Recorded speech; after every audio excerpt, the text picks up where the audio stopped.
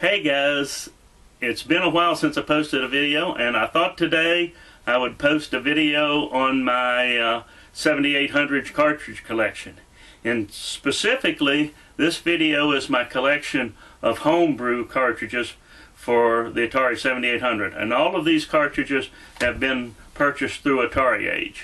You know, the one thing about the 7800, if you already have a 2600, if you're not just getting it to play 2600 games and a few more besides, is that there's a very small number of games that were originally written for the 7800. It was first developed and ready to market in 1974, but Jack Tramiel didn't think that video game consoles was the way to go.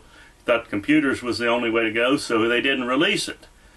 In the meantime, of course, Nintendo brought out the NES, and at that point, Atari, by the time it took off, Atari was just never going to catch up. So the original releases for it are fairly limited. I think there's somewhere around 80 cartridges that were released for it, which isn't a lot. And there are some big gaps, but there are a lot of people that are really fond of the 7800. A lot of very talented programmers, fortunately, that are fond of the 7800. And with the small collection of games for it, there's a nice incentive to produce homebrew games, and there are some terrific games available. The best place, of course, to get just about all of them is from AtariAge. And so today I'll give you my collection of homebrew games. To start with, I'll give you the one game I really can't recommend, and that is Worm. It's a snake type game, and as I've mentioned in my other collection video for 7800, this game, the real lack of it is that it just doesn't have good response to the joysticks. It just, you just can't reliably get the snake to go where you went. So it almost makes the game unplayable. It's really difficult and really adds a frustration level. So I really can't recommend it. I've only tried it with one set of controllers, but the one other person that put a review up on AtariAge had tried it with the regular 7800 controllers, with the European controllers, and with the with the Sega Genesis controllers, and none of them worked well. So it's definitely a problem with this game responding to the controllers. Pity, because otherwise it'd be a good game. Next we have Beef Drop, which has been out for quite some time. Very well known, extremely popular, an excellent Burger Time game. As good as anything else you're going to find. The one lack, of course, and it's a lack of the 7800 hardware, is sound.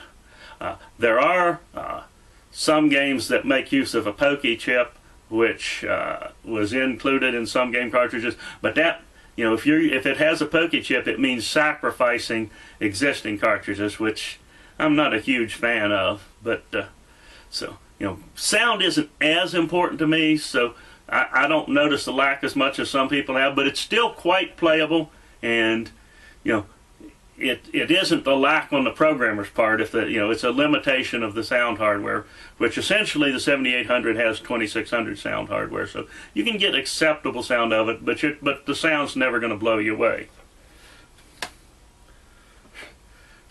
Next we have Scramble. To show you the extent that some people go to, I'm pretty sure from everything, from the packaging materials and all, this appears to be a fully licensed version of Scramble.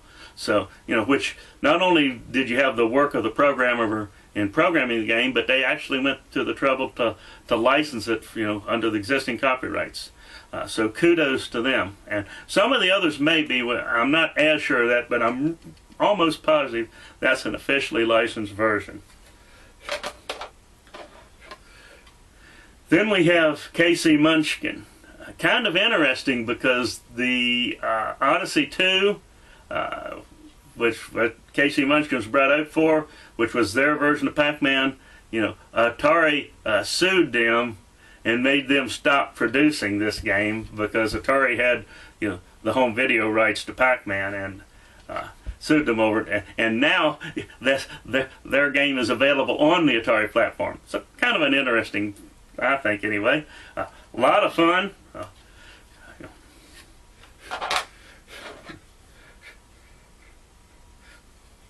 Then we have Astro Fighter. I remember my brother playing this at the local 7-Eleven. A wonderful arcade game. This is the only home port of it that I have ever seen. But it's a fun game to play, and this is a very good clone of it.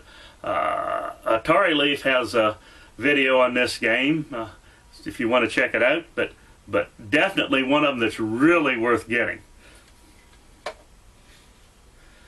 Astro Blaster. I have played this. I've got a clone of this for the color computer. And this game is an excellent version. I very, very, very much enjoy it. Then we have Frenzy, which also includes Berserk. Frenzy is a sequel to Berserk, and it includes both Berserk and Frenzy on it.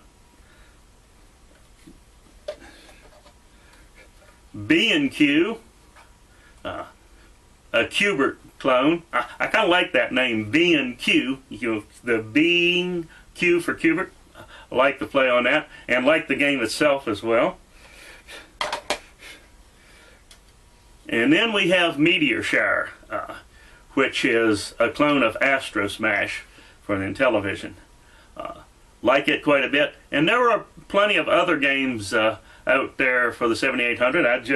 Other home ports that are available on AtariAge.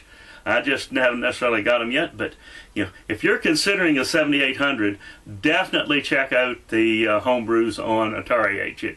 It turns it, from my mind, it turns out cartridge, a system that's kind of nice to add to your collection to completely round it out. Turns it from that to a system that is well worth collecting for, and a tremendous amount of fun to play on, because those are a lot of fun games, and they do plug up some holes in the games that weren't originally released for the Atari 7800. Hopefully next year I can turn out a few more videos than I have had this year, but that's all for now, and well, hopefully more later.